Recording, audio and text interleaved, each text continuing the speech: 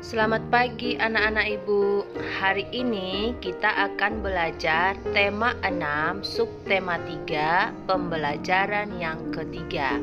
Tujuan dari pembelajaran kita hari ini yang pertama, siswa mampu mendiskusikan sikap terhadap lingkungan sekolah yang sesuai dengan sila ketiga Pancasila.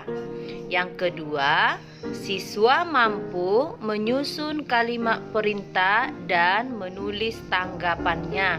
Yang ketiga, siswa mampu mengukur benda dengan alat ukur tidak baku.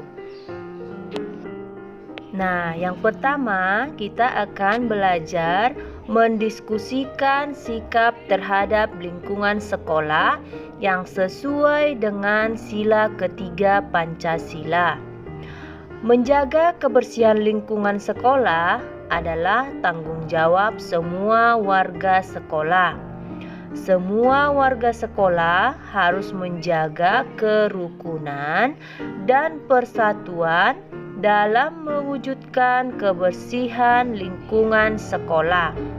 Menjaga kerukunan dan persatuan merupakan perilaku yang sesuai dengan sila ketiga Pancasila.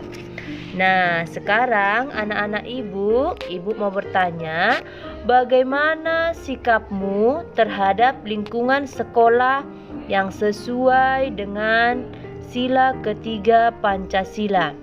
Apa saja yang sudah kamu lakukan terhadap lingkungan sekolahmu? Contohnya apa? Contohnya bergotong royong.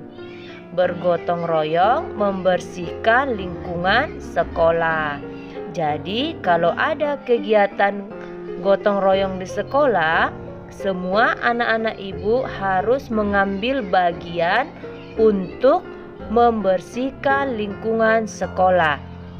Jadi warga sekolah itu harus bersama-sama bersatu menjaga kebersihan sekolah.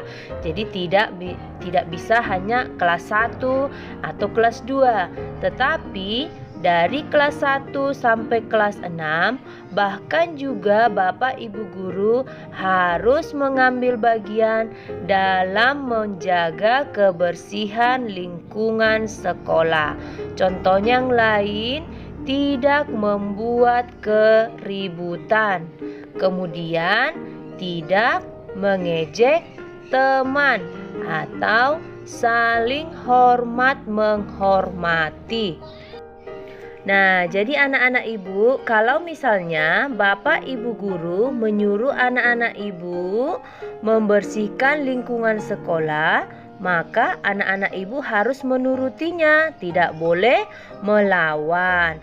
Misalnya kalau ibu guru memerintah, contohnya, Adi buang sampah pada tempatnya. Jadi si anak atau si adik tersebut harus mematuhi yang diperintah oleh Bapak Ibu guru. Contoh yang lain, misalnya ibu guru menyuruh anak-anak bersihkan kelas dengan baik, maka semua anak-anak kelas 1 harus mematuhi perintah dari ibu guru. Nah, setiap perintah harus ditanggapi dengan baik dan santun. Contohnya, di sini ada percakapan ibu guru Lina dan Mira. Ibu guru, Lina, letakkan penghapus ini ke tempatnya lagi ya. Datang si Lina, baik Bu, segera Lina laksanakan. Ibu guru, Mira, bersihkan meja ini dengan kemoceng ya. Si Mira, baik Bu, segera saya bersihkan. Jadi di sini ibu gurunya menyuruh si Lina meletakkan penghapus ke tempatnya kembali. Apa tanggapan si Lina? Yang menjadi tanggapannya adalah, baik Bu, segera Lina laksanakan. Jadi itu adalah contoh tanggapan yang baik dan santun. Jadi tidak dilawan ibu gurunya, tetapi dipatuhi perintah dari ibu gurunya. Kemudian ibu guru juga menyuruh si Mira membersihkan meja dengan kemoceng. Apa tanggapan si Mira?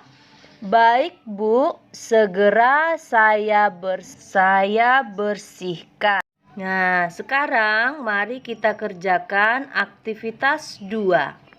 Susunlah kata acak berikut menjadi kalimat perintah. Buatlah tanggapannya. Jadi kita susun dulu yang A, baju di lemari letakkan, kemudian tanda seru. Kita susun dia menjadi kalimat perintah.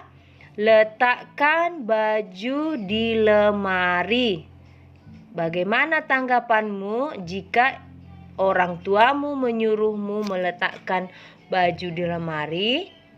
Baik Bu, saya akan laksanakan. Nah, untuk yang bagian B, kamu sendiri yang menyusun. Kemudian buat tanggapanmu setelah kamu menyusun kalimat perintahnya. Tuliskan di buku tulis tema. Nah, sekarang kita akan mengukur benda dengan alat ukur tidak baku. Setiap benda mempunyai berat yang berbeda. Berat benda dapat diukur dengan alat ukur tidak baku. Contohnya, timbangan sederhana yang dapat dibuat dari gantungan baju, kelereng, dan kantong transparan. Bagaimana cara menimbang benda dengan alat timbangan sederhana? Yang pertama, siapkan gantungan baju.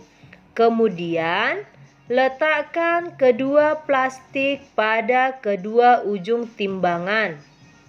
Yang ketiga, masukkan benda-benda yang akan diukur di salah satu plastik, misalnya botol plastik.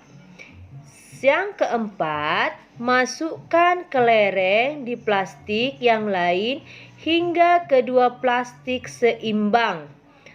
Jadi ibu menggunakan alat ukur sederhana dengan gantungan baju.